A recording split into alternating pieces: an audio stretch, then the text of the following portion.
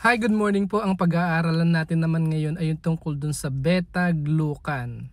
Alam niyo po yung beta-glucan itong 20th century.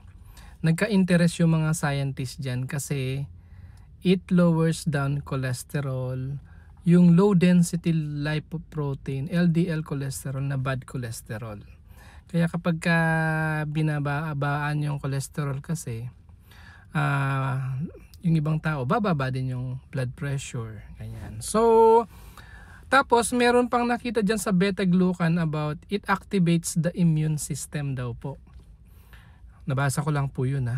So yung inflammatory cascade, yung mga neutrophils, macrophages, natural killer cells, it helps in the phagocytosis, yung kinakain yung mga viruses and bacteria. Ayun, it is also an immunomodulator, tapos anti-tumor cells daw po siya, kaya pwede siya sa mga cancer, pang prevent ng cancer. So ganyan kahalaga yung beta-glucan.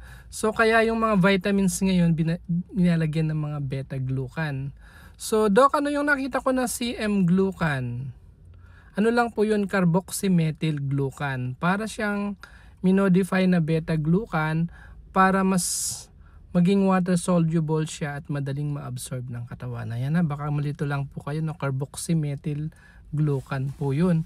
So ano bang mga pagkain ng mayaman sa beta-glucan actually, no? Besides sa vitamins. Kasi di ba iinom ka lang naman ng vitamins, 5 ml na beta-glucan, meron naman pala sa pagkain.